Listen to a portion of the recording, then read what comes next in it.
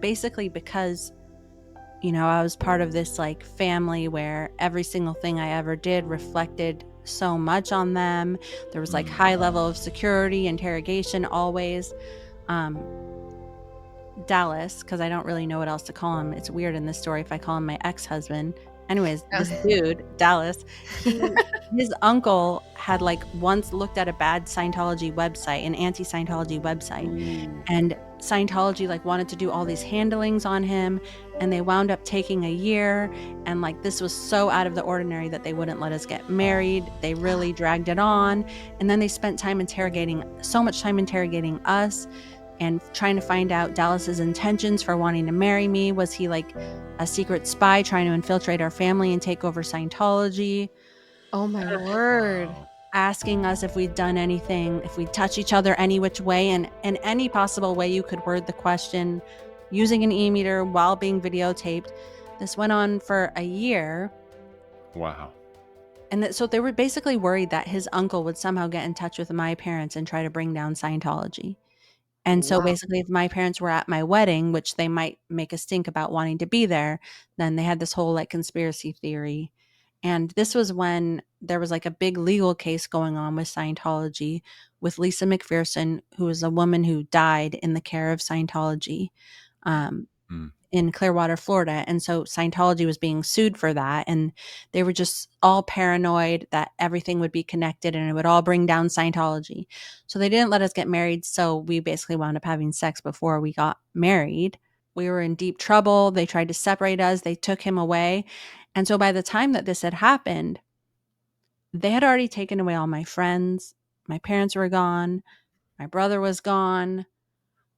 I had tolerated more interrogation than anybody who I had ever known in Scientology.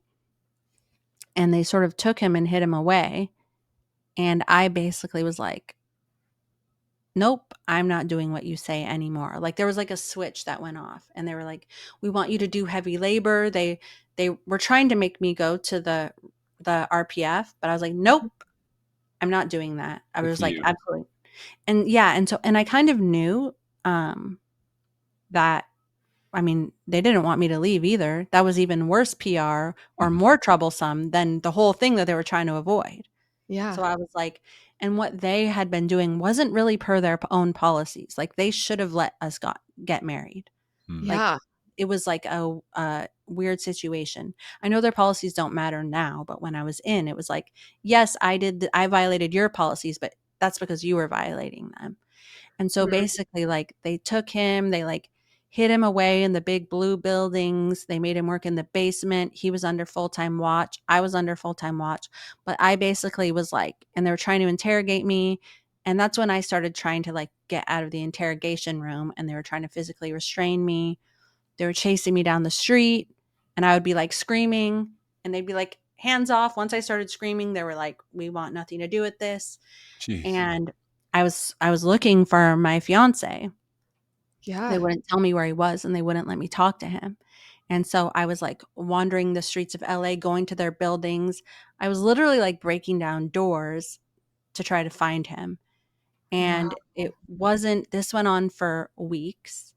And it wasn't until I hung myself out of the fifth story building of a building on Hollywood Boulevard and said, if you don't bring him here, then I will let go.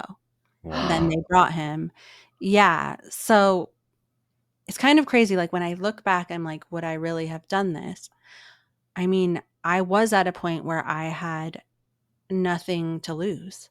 Like this was like the only family like person that I kind of had, and they were taking that away from me. And I knew all my friends were gone. I had new friends, but it was like they were about to take that away from me too if they were going to send me to the RPF. And I did believe that my body was just a meat thing, like that I would just come back immediately. And I think on some level I was like, well, maybe it would be easier.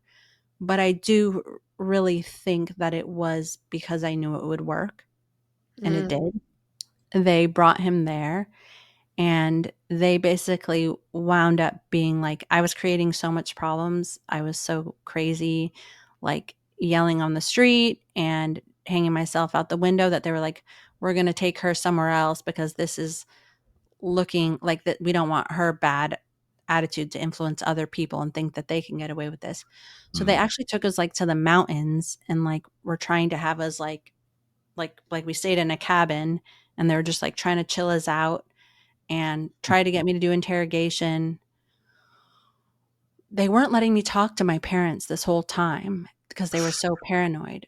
Finally, it was like when they were ready to bring us back, they were like, okay, well, Jenna, what are we going to do? Like they were at their wits' end too. They were like, how are we going to deal with this? And I was like, honestly, I think that if you just let me write to my parents and I told them that I wanted to get married, they wouldn't ask to come to the wedding. And they were like, I guess. They sat there while I wrote the letter. They took it, mailed it. I didn't even know my parents' address or their phone number. And basically, they sent it to them. My parents wrote back and said, yeah, we understand that we can't come to the wedding and we want you to be happy. And actually, I just had said I'm dating someone. Because my parents were Sea Org members, they knew that that meant I wanted to get married in 1 week. So Right. they said they understood everything, and they were basically like, we won't make ourselves come to the like, we won't force ourselves to come to the wedding. So basically, they were like, okay, well, are you going to go get married today then? Like, they were like pissed off that they were just like sort of made to look horrible. And I was like, yeah. And we basically like, in order to get time off there, you had to like get it approved through like 20 people who all have their own evil agenda. Anyways, we finally managed to do that. And we drove to the courthouse. We had no money, so my husband actually had a car. He grew up, well, he wasn't my husband yet, but he grew up in the regular world. Like, well, he was still a Scientologist, but he wasn't a Sea Org member, so he had a car, like, since he was 16. It was like an old beat-up truck, but we never had gas or never had anywhere to park. So, on the way there, we, like, ran out of gas. We had to, like, stop at a gas station, Jeez. and we only had, like, $5, so we were, like, put in $5 of gas, and then the key to the gas thing broke in the gas. Oh my gosh. Gee. We, like, fished it out, and then we, like, put the half of the key back in the ignition because the key to the gas thing was the key to the ignition, and so I put the half of it inside. He was very mad at me for this and turned it. We made it to the courthouse. We got married, and then we came back, and basically we went right back to our jobs. That evening, I was allowed to have a break at midnight. I was wearing my uniform. We went to the Celebrity Center. His mom and dad had driven up from San Diego, and his brother and sister and 2 friends. And we basically, like, I was wearing my uniform. He was wearing his uniform. And his dad did a wedding ceremony Jeez. on us. And then I went back to work for the rest of the night. We were working throughout the night at this time. Oh Wow. my Like, gosh. all-nighters were really, really common. Like, they would, like, give people B12 shots, and then they would sleep under their desk. So I just, like, went back to work that night, and yeah, that was my That wedding. was your wedding. Wow. Wow. Yeah. So no honeymoon, I assume. No honeymoon. Oh my We Jeez. both word. had gotten demoted, but it was better than having to do the rehabilitation project for us, but they sort of, like, didn't do as horrible as a punishment on us as they could have. So in some ways that's special treatment, and in other ways it only came about because they were giving me worse treatment. So Right. Yeah. that's kind of how it went for me. It was like, yeah, that's special treatment, but it was way worse too. So before we move on from this story of you meeting your ex-husband now and getting married and all of that, you, Mhm. when you were talking about your dating, sorry, I just can't get this out of my mind, and it is probably nothing, probably, but Mhm. you said we did this, this, that, and the other, and then there was a fire escape, and then you moved on. I'm like, what Oh. happened in the fire escape? What's this? What's this? Oh. What is Oh my this? god. Okay, I'm sorry. Yes, that is totally random. No, he did propose to me on the fire escape. That's why I Oh, I think was it like, Okay. there's got to be something with the fire escape. Okay, yes. That's where you could Yeah. secretly get those kisses. yeah, yeah, Yes, and kisses on the fire escape, yeah. But, okay. It was like just like the only place where there was privacy. But even when you were out there, like my dorm was right there, and like people would be coming checking on us every like 5 minutes, being like, "Are you guys doing anything bad?" Oh Oh my my gosh. Or like it's gosh. time to go to bed. It's like everyone's policing everybody. If you stay up late, you get like 5 reports written on you. You get interrogations based on those reports. So it's like, Sheesh. yeah. I don't know. You had one brother that if he made it, okay, we were like in our early 20s when we were dating, right? And Yeah. same thing Mhm. in LDS because he was mainstream LDS when we met, right? So it was Oh, we got married in the oh, temple and all of that. Right. I have a Um, whole process that I yes. went through as I But well. see. Yeah. Okay. needless to say, we're typical Sea Org members in this moment where we dated for 6 weeks. He proposed. We were married 3 months later, right? Because you have to avoid any inappropriate anything in Yes. order to be worthy to get married in the temple. And And we have to get Oh. married in the temple. yeah. But he had a curfew. And again, we're like 23, almost 24 years old. He had a Mhm. curfew of midnight. And his own brother, if he was like 1 minute late, like 1 minute late, like one time we fell asleep watching a movie. Okay. Mhm. Completely Mhm. innocently, like on the couch, fell Yeah, asleep yeah. watching a movie. He gets a call at 12:01. Where are you? Da, da, da, da, da, da, da, da. Like, so Oh my god. obviously not as Yeah. crazy as Same thing. Scientology. We didn't have to have a fire escape, but it Yeah. was And there were still no video cameras on us that I know of. I Mhm. hope There not, but probably were. But there was definitely people trying to hold us accountable and make sure that we were worthy to again worthy. See, that's the word. Worthy Mm. to enter the temple so that we could get married in the right place. yeah. So some Wow. of Not that as extreme, but No, but it's no. so similar. It's really the same thing.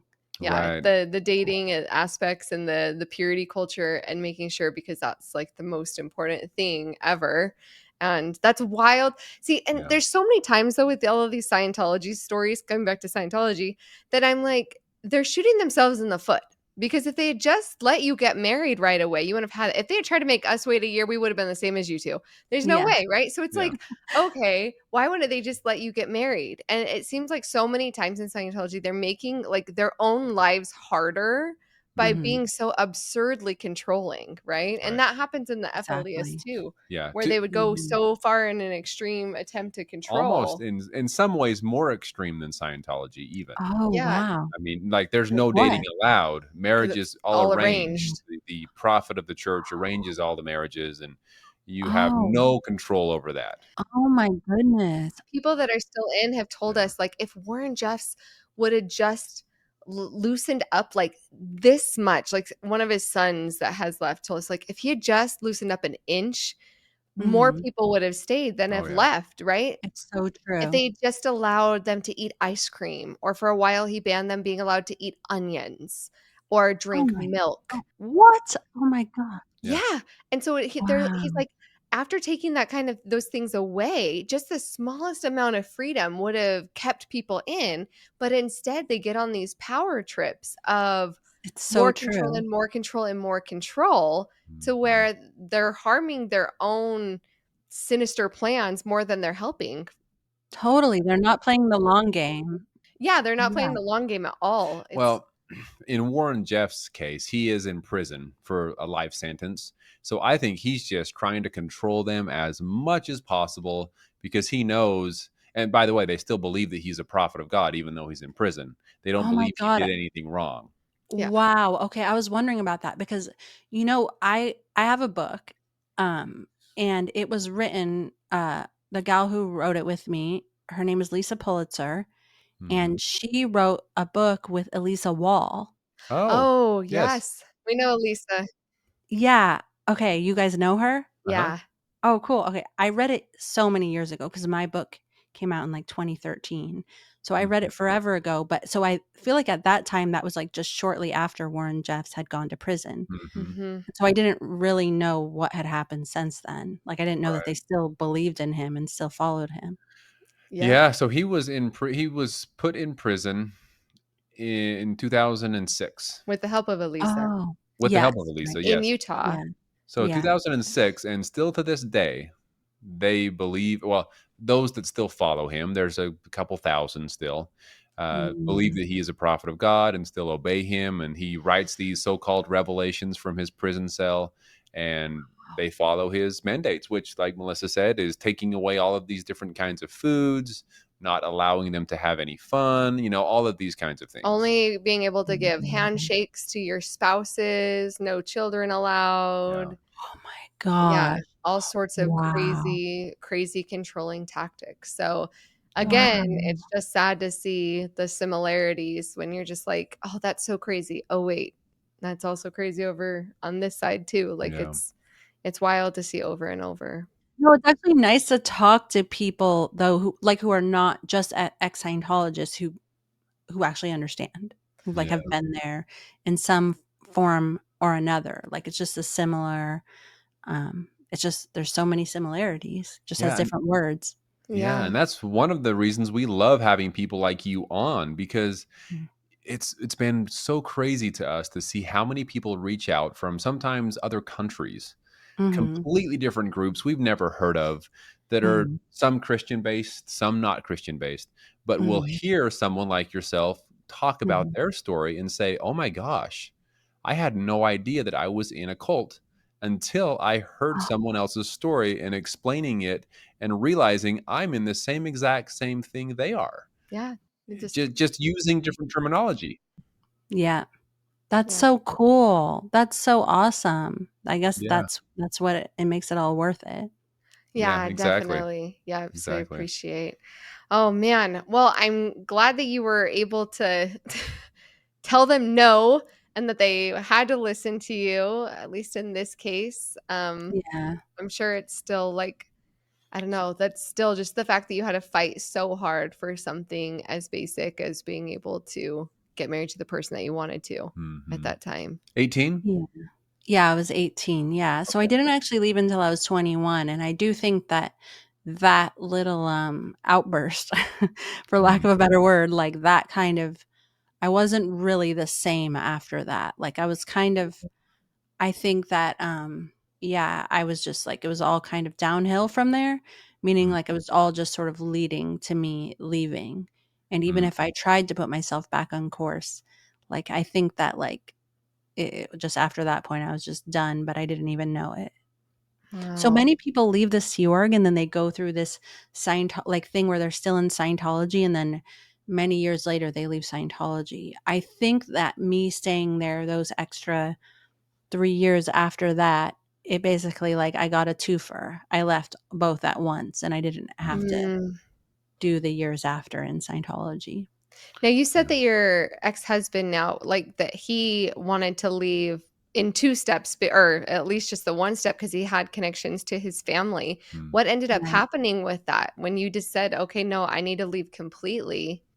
So I had been going through this process in my mind, I think since all that had happened with him and my parents leaving and I about a year before we left, we were sent on a mission to Australia. hmm, And we were sent there to a local church where they wanted us to find a new building for them to live in and fundraise the money to buy it. And it was the first time that I was really in the outside world where I interacted with people who are not Scientologists. And even just some of the local people who were Scientologists, they just lived in regular homes. And one of the gals who we were working with, she had a little girl who was 2 years old, and she was like really cute. She had an Australian accent, and like it was kind of the first time like where how do you say it? Like in spite of myself, I like really liked her. And I would like carry her around and she was like cute and really cheeky. Like she was like had a silly like she had like a little feisty attitude. She was naughty a little bit and I just like really fell in love with her. And it mm, was the first Mm. time I was like, oh, I was like, I never really realized what I would be missing if I didn't have kids. mm, Mhm. And yeah, I think I was like, about that age too, where I would just like start maybe having, I mean, I guess I was only 21, but still like where yeah, it was like, Getting baby hungry. yeah, exactly. Yeah. But I never thought about having kids growing up. It was never, I never imagined it.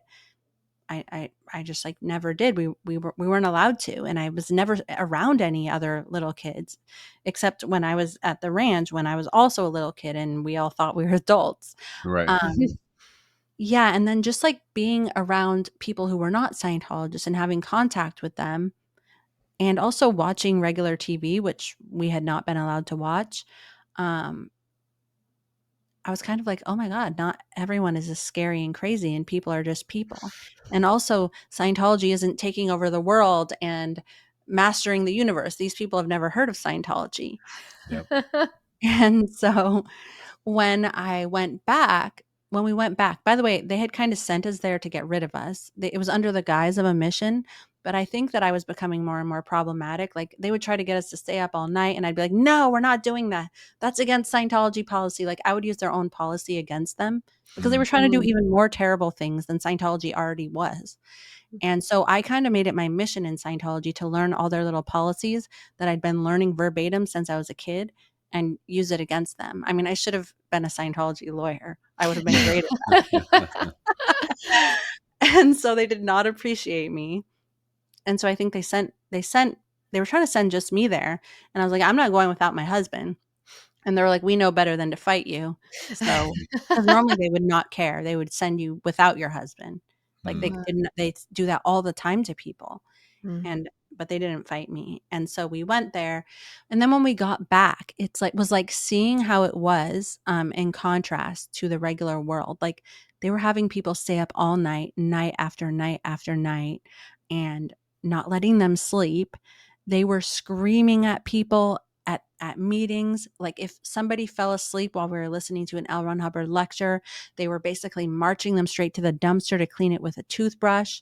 Jeez. Previously, we had been allowed to wear regular clothes one day a week, mostly so that it didn't look like we were working 7 days a week, but we called regular clothes civvies. And they were like, no, you can't wear those anymore. No one had been allowed to have a day off for years. We were on like half pay. And it was just like, we were all being told that we were suppressive persons and that we were like we would be screamed at every day at the several they're called musters, but the meetings we had, we would all be told that we were suppressive people. They were just like, and then they even started sort of going around doing things that were like just for instance, we would stay up all night. We had meal times. If your last meal was at 6 o'clock, you know, if you don't go home at all, or if you only are allowed to go home at midnight, they would be like, you're not allowed to have food in your drawer. And by the way, we bought this food with a protein bar with our half pay, which we had to use to pay for our laundry, to buy toilet paper, to buy feminine products, to buy laundry soap. So it was like we already had no money, and it would make us throw away our food in our drawer. Oh my Jeez. gosh. And I was like, this is just this there's no policy on this. This is just evil. There's no reason for this. Like it wasn't even like they could refer to a Scientology reason why this was okay. Or Yeah. they would be like they would say we couldn't listen to music, and they would keep us up all night, and then they would, and even in Scientology they believe that if someone isn't doing good at their job, then you should train them for their job. Mm. And they wouldn't do that. They would just get people in trouble and humiliate them.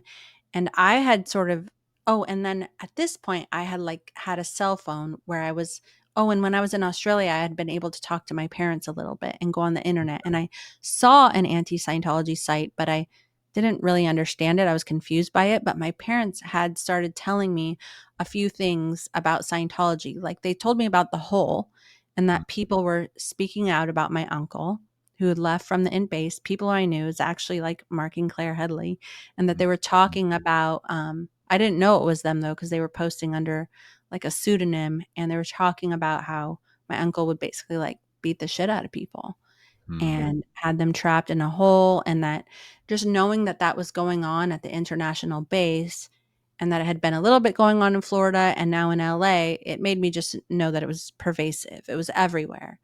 And so I just think that it put all of like, I don't know, just everything. I was just seeing it really clearly. And I was like, I had always been in Scientology and sacrificing my life because I thought that I was helping people. Like I truly cared about people. I truly Mhm. cared about my friends.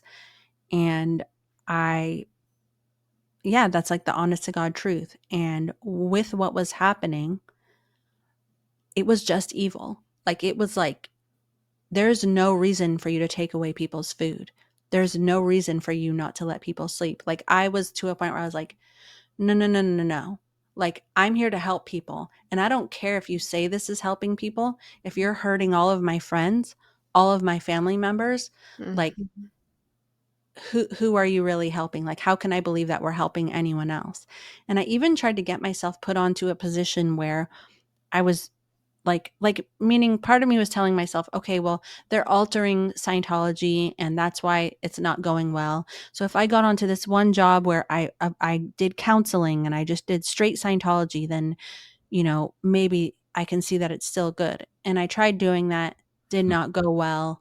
They just tried to do more interrogations, and finally it was like, I don't even want to say mentally, I was like, I can't take this anymore, because I was used to all the brainwashing, and it was like my body was like, "Nope, we will not go up and go into work today. We cannot take one single additional second." It's like what people think of as their gut feeling, but I Mhm. really haven't didn't even know what that was until like a year ago. I really couldn't understand the concept of it, but that's what it was. It was like my body was just like, absolutely not. We will you even if you want to get up and go, you cannot do this anymore. And so I was Mhm. like, yeah, I'm done. I want to get out of here. And then initially Dallas said he wanted to come with me, but he said as long as you get through your interrogation and their program is basically making you sign this document where you agree to pay like $1 million if you ever speak badly about Scientology Oh and then gosh. doing this interrogation.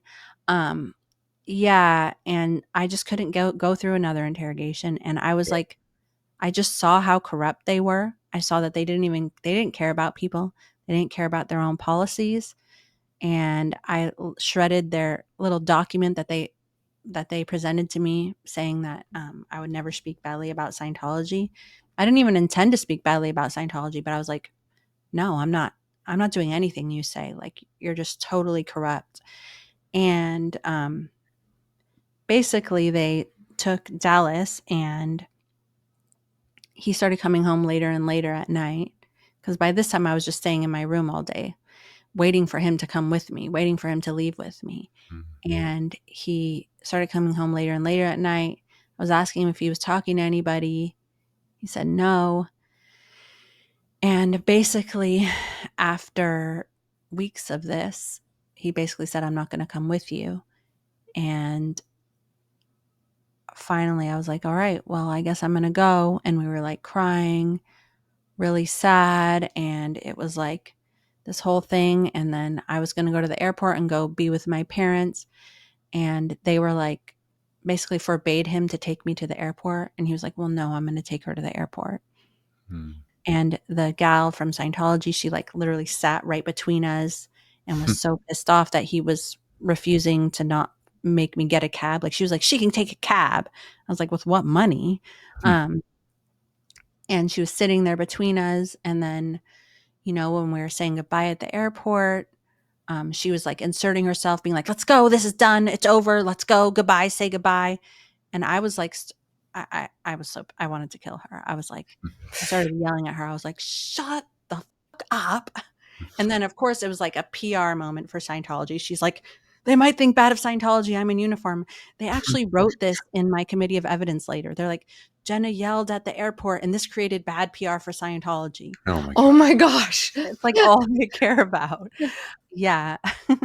But they were like, and then I basically told him, I was like, you know, in the few weeks earlier, one executive had told me, like, look, we're just being nice to Dallas because he's with you.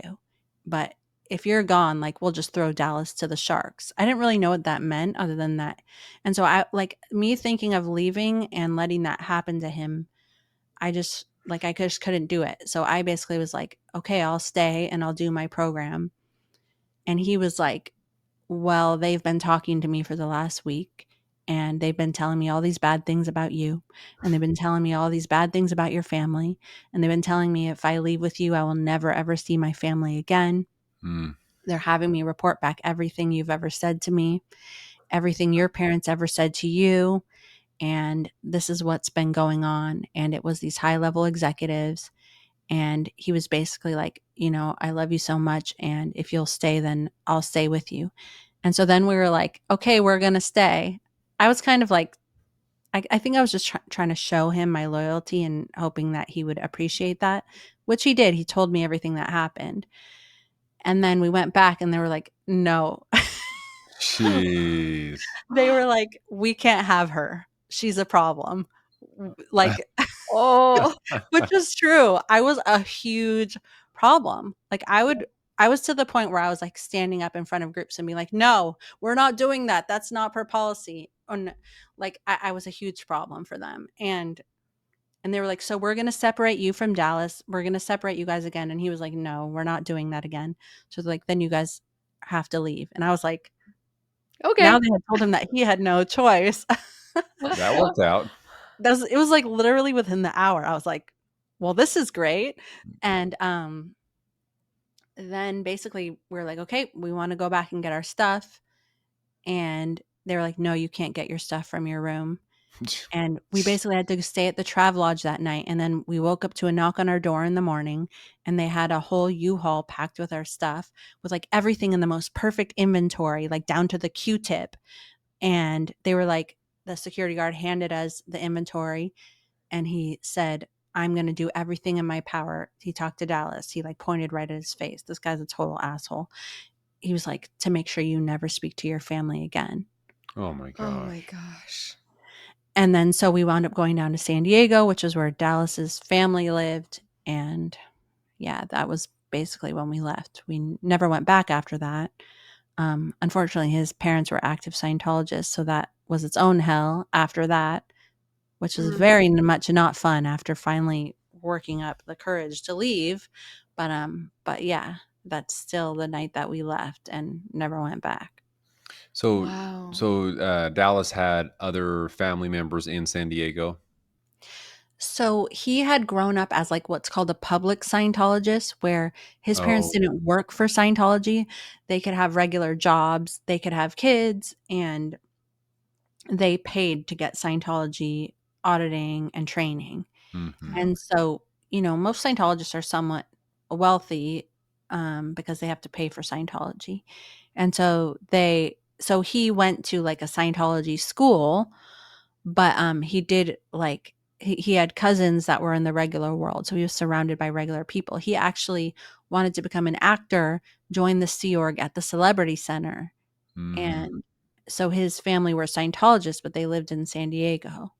Okay. Wow. But I Okay. imagine that it was rough for him, even though he went back to his family, since now he's considered a SP, right? And they're active in it. Yes. Well, so right off the bat, they were made to report on us. Scientology followed us with PIs, followed our every move. I mean, we lived with them, and his parents were basically harassing the shit out of us to go back to Scientology Hmm. and work things out. And I couldn't get a break. And of course, their son was like the angel from heaven whose fault this was not. It was all me. I was like the demon. His parents loved that. So I was the bad person. And so it was once again in my life, it was like they already wouldn't let us get married. They already took away my friends. Then they tried to take him away right before we left. This is like the only family I had. Then we leave, and then I have his parents there, like constantly trying to influence him to go back. They think that I'm like the devil. And so I behave like the devil, like, because I'm so sick of this. I'm so sick of this. I've been putting up with this for so many years. So in some ways, it feels like his parents are trying to separate us. And they're telling him that, Scientology is saying that she's the cause of all this. You're a good person. They tried to convince him to pay his freeloader debt. And I was like, oh no, none of our money is going to Scientology. So he still believed in Scientology while I didn't. Hmm. So it Mm. was very tense and difficult, and it was like a war zone, which was the last thing, frankly, I needed at that time. He wound up reading a book about L. Ron Hubbard, watching the South Park, got unbrainwashed, and then we started speaking out about Scientology. But his parents were still brainwashed, and it still like caused trouble to the very end of our marriage. But they eventually left Scientology. Well, actually, they were kicked out. Yeah, and fired from their jobs working for Scientologists. So Well, that's probably a whole other story in itself, so Yeah. we won't get Sorry, into I that, talked but for a long time there. No, no, you're yeah. good. No, but I am curious, so you leave, you go to San Diego, your parents. Yes, that's what I wanted to know too. What was the reunion like with your parents? So they had let us go like one Christmas to see our parents while we were still in Scientology because my parents were like, they kind of saw them as a threat a little bit. They didn't want to, yeah. So my parents knew better than to be like, Scientology's horrible. But my dad would take me aside and be like, well, there's some things that you may not know about. And to some degree, my dad had some credibility with me because he was a very senior executive in Scientology. Mm, And he never was like, they're horrible, they're evil, they're the devil. It was very smart. I mean, maybe other people would have wanted him to do that, but I would never have spoken to him again. exactly. So yeah, he was very he made it so like, we're here for you, we love you, we have a place for you if you want to leave. And he would just say things like, it's not what you think it is. Mm, And he would just plant little seeds. But yeah, so this whole time this was happening, when they were talking to Dallas, I still had my cell phone. They were trying to get me to give it up and I wouldn't. And I would talk to my parents and they'd be like, they're talking to him, Jenna. They're like, so they were sort of coaching me through it. They were kind of pissed that we went to San Diego. mm. But that's what I had to do in order to stay with Dallas. But then my parents could come out and see us, and when we got our own place, and yeah. So So at this Um, point, I assume they were not still in Mexico. no, sorry, they had moved to Virginia Okay. oh a wow. few years before, well, like maybe like a year or two before we left. Okay. And when they moved out and moved to Mexico originally, they were still considered Scientologists. At this point, when you left, were they no longer affiliated with the church at all? Well, they had gotten themselves into good standing by doing all of their rules, but it was really in order to be able to have me maybe see Okay. them at one Christmas. Mhm. And so, like, if they had sent me a letter, then an executive would bring it to me and I would have to read it in front of them and then give it back to the executive. Like, so they were able to have some communication, but only because I had this secret cell phone in the end were they able to talk to me. So they were in good standing, but I think that by all of the things that Dallas had told them that my parents were saying to me in the process of us leaving, they were Mm, like, okay, they're not our friends. Like, Mm-hmm. they're not down with Scientology. They were just playing nice to Mm-hmm. talk to her. yeah, And that makes sense. that makes Yeah, yeah. So we were kind of all the enemy now at that point, and Scientology knew about it. So wow. man, we could talk for probably 2 more hours. I know we should probably wrap it up This though. is getting a little bit long, but it's just so fascinating. So really quick, I do have a question I feel like has to be answered.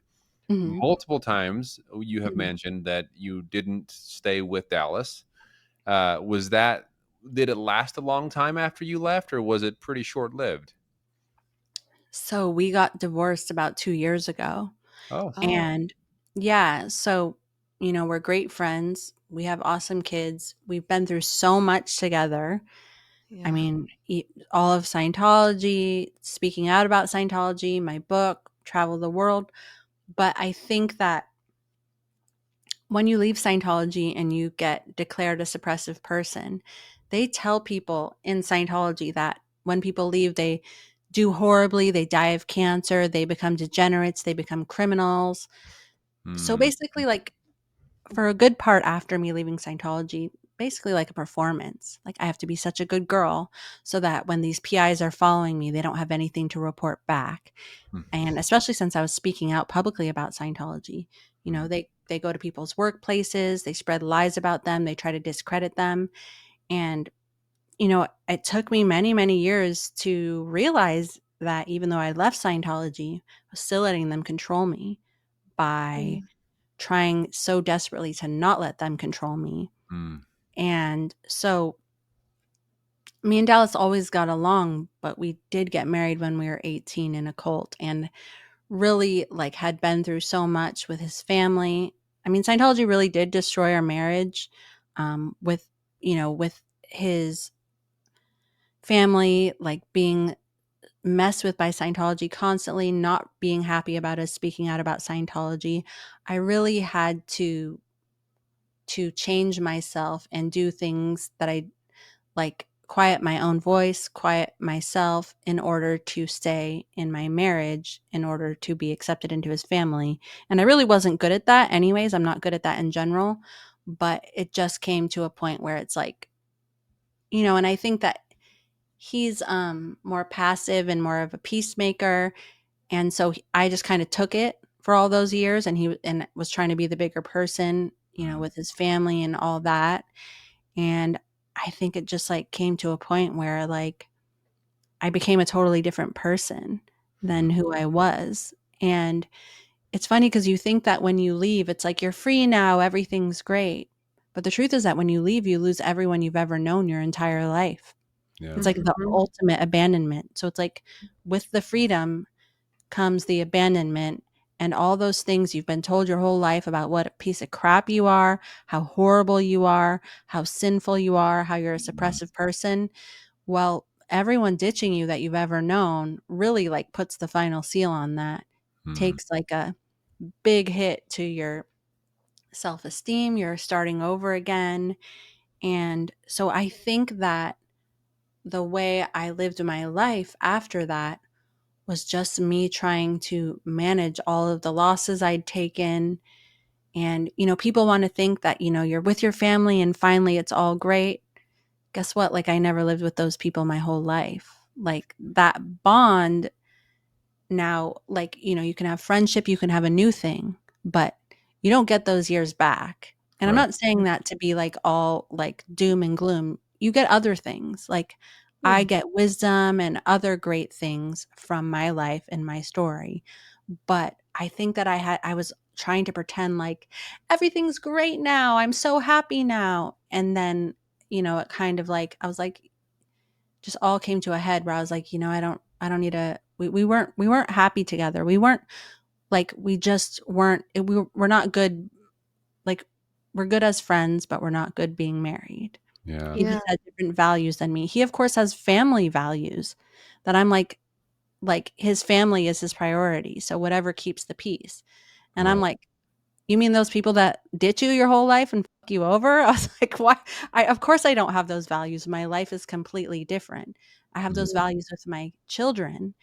And on some level I also took on, like, as far as speaking out about Scientology was so important to me, was probably the most important thing to me in my life. But when I came out with my book, I went on a book tour. I had this like moment where I was like, if I take time away from my kids to fight Scientology, Mm. what is the difference? There Mhm. is no difference.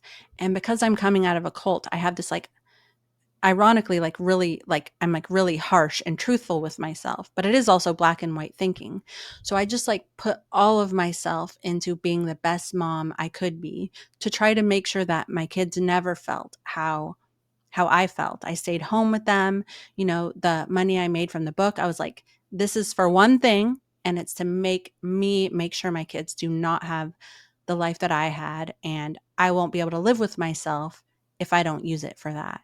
But Wow. I was so harsh on myself, like so like I was just like, yeah, so that couldn't have been easy for him to go through either. Mm. Yeah. Well, after everything you two have been through, even Mhm. even before you were together and then after being together, I mean, Mhm. just none it would be impossible to be easy, I guess. Yes. It's just Yeah. so much. But I'm very happy to hear that you are still good friends. I mean, you have kids together, so that's great that you're able to keep the friendship there. Yeah, and thanks for Yeah. sharing so much about that. Like, thanks for being willing to let us kind of see. I think sometimes it's easy to not go that deep into it because I know that it can be like painful or vulnerable, but we Mm. appreciate you sharing so that people that are in that same situation of being in relationships and recognizing how hard it can be coming out of groups because Yeah. there's just so much more to it and there's so much more nuance to it and it isn't so black and white. And so I just appreciate you sharing so much. Oh, of course. Yeah. Thank you for listening. I mean, that's what I've found on my YouTube channel is that Like there's so many people who have been in high control groups, and we sort of like, I guess my YouTube was more about like the healing aspect, and to me healing involves like sort of being honest with it and like picking yourself up after these things. And actually like he sometimes does videos with me too. We've done Oh, videos Oh, wow. how about our awesome. marriage. Yeah. So Wow. yeah, it's actually been really good and actually really healing to just to finally admit that everything's not perfect. And, then that's really where the rebuilding has happened for me. Yeah, Yeah. that pressure is so I can definitely relate when you were saying when the family blames you, the family that brought Sam into the mainstream LDS church. When we left the mainstream LDS church together as a Mhm. couple, I was definitely blamed from his family. And then my mom Yeah. even jokes now, she's like, and she totally blamed him because you can't blame the one that you love. My mom said that. She's like, how can you blame your own child? Of course, you're going to blame their spouse, Yep. right? You're going to be Right. like, oh, why did they take you out? So we both have had some of that blame. So interesting. Yeah, and then you have the pressure, like you were saying, of trying to prove that you're not going to do all the things that people say is a huge thing that I definitely Mm. felt when we left the LDS church because there's so you hear I just grew up hearing all the things like, "Oh, if they leave, then it's because they want to sin." Right? That's Yep. why people leave the Mm. church. They want to sin, they wanna do bad things, and you can tell because then when they leave, they'll start doing things on Sunday, and that's really why they left is because they wanted to be at Disneyland on Sunday, and all these different or they wanted to Yeah. drink and Yes, all these things. same. And so Mhm. you try it like for so long I was like, I have to make sure that we don't do anything that people can say, "See, that's why they left." And then just Exactly. yeah, because you don't want that and you want to prove to them. And I think there's also a piece for a long time. It took me a while to get out of it. They wanted to prove to myself as well, right? Because it's Mhm. scary when you leave everything that mattered to you and you're like, okay, like Yeah. I have to convince not only all these people that I didn't leave for any reason other than trying to find the truth in my life. And that Right. was it. So I need to prove it to them and I need to continue to prove it to myself. And I need to just make sure that people can't point at me and say, you're the perfect example. And two things we've realized. One, like you said, then that ends up giving them so much power. So I love how you said that, where Yep. then all of a sudden you're realizing they don't deserve that power from me, right? Whether it's family members, whether it's people in the organization, whatever. Mhm. Um, but then also like you can't truly find out who you are without the organization if you're not willing to just really be who you are Be yourself. Yeah. and It's so to true. make all those choices based on whether or not you choose and you want to do it rather than some kind of expectation or a leftover guilt of some kind of expectation Yeah. that you had previously. So I just really loved everything you said and totally related to Yes. that. I really love that you said that too. Like that's so like interesting, and honestly like it's like this shared humanity when you say that you experience like the same thing. Yeah. Like Yeah. So many similarities. It's kind of crazy. You would never think that there would be so many similarities. I mean, you have one never. that's scientific based, one that is Religion, religion and Christianity based. Jesus based, Christianity Mhm. based, and Yeah. somehow there's still a lot of similarities, which is so interesting. Yeah. It's so true, yeah. And then you like, even just you saying about, like, trying to be perfect, it's like, then you kind of wind up like, I guess there's this quote that's like, you can not try anything, but then you sort of fail by default because you don't ever try to do anything, and I guess, like, Yeah. that's kind of the position you get in. Right. Yeah. And you're trying like the same thing. It's like you're gonna go out, you're gonna drink, you're gonna like have all this sex. And I was like, no, I'm not, I'm perfect. I'm not doing that. And Yeah. I succeeded at being perfect. Mhm. And that's great. Like so they never got any dirt on me. And I didn't live my I mean, I did live my life, but still it was just like, But they'll yeah. make it up anyway, right? Like, there's this Yeah. Exactly. this Yeah. is that's what that was gonna be That's my right. second point is that, like, you realize, 1, I'm living my life for these other people instead of being authentic to myself, and so that's gypping me in my life, right? And I'm not able to be authentic. Second is, the people who want to talk and point a finger at you, they will do it even just for the sake of, like, we'll still hear, Oh oh, yeah. so and so extended family, we're talking crap on you for this or that. And you have to learn and just be like, for some people, even us just having left the church and saying, I don't believe the same as you anymore, will be Mhm. enough for them to point at us forever.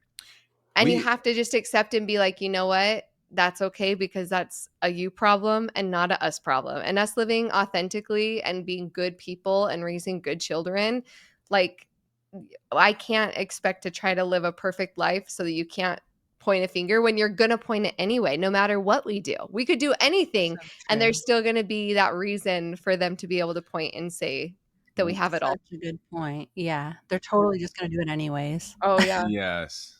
We could have left the church and gone and lived with Jesus. Mm. And they would have said, "Oh my gosh, that is the wrong Jesus. These Yeah. guys are so wicked, claiming that Jesus is Jesus when it's not really Jesus." Like my point is, like, no matter what we No do, matter what. we can't do it right now because we don't believe the way that they believe specifically, and that is So true. so sad that a family member, your loved ones, would look at you that way instead of trying to give you the benefit of the doubt. You know? Or by Yeah. looking at like your works, like how you are as a person and your character. It's like that doesn't matter if the beliefs don't line up. And I know it's the same in Yeah. Scientology, right? It's like Mhm. once you leave, you're cut off. It doesn't matter how perfect you were going to try to be. You could be perfect and do everything better than the best Scientologist and it still won't matter. And that's how it It's is so in Mormonism. true. You could leave Mormonism and you could behave and act with more integrity and more honesty and more of all the things they claim to have the values of. And you could exceed Exactly. all of that. And it still, at the end of the day, won't matter to them, which is So true. wild. It's so wild, and it's actually really freeing to realize that, like, in the end, they need to believe you're bad if in order to leave, and they will backfill whatever details they need to in order to get what they need. So it's Yeah. actually really freeing. Yeah, Yeah. it is. Well, before we let you go, because we've kept you for way too long, and I apologize. No Uh, worries. Thank but you, thank thank you. you. No, thank you guys. It was fun. We always like to ask people, if someone from Scientology was listening right now with an open heart and an open mind, what would you say to somebody who is still in it? Damn. I might have to think about this, That's just fine. for a second. Yeah. It's so hard because I try to think back to what worked for me. And to be honest, like, that's why we have the foundation. It's like knowing that, if you decide to leave, if you question things, there we will help you. Like, we will help you get a job, we will help you get a place to stay. It's called the SPTV Foundation.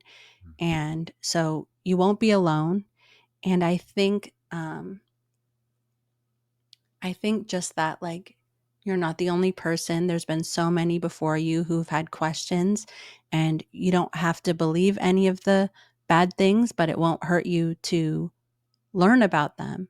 Like, it won't hurt you just to look at them. You don't have to believe them, but just look and see if maybe you've thought some of these things. And if not, then great. No one's trying to force you out. But if you relate to some of these things, then, don't be afraid to look.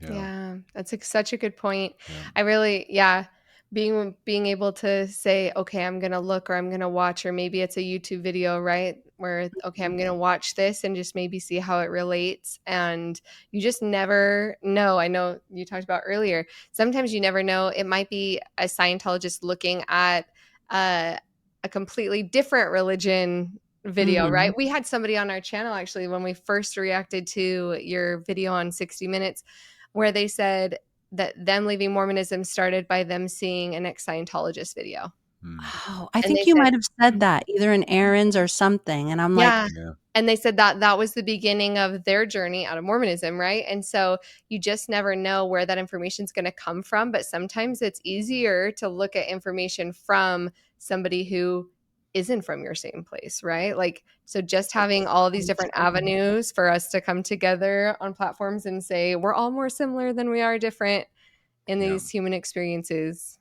It's so true. It's actually so genius. It's like they can't look directly at what they're at, but they can look right next to it, and that Mhm. might be the catalyst. Yeah. Yeah. It's genius. I love it. You guys are amazing.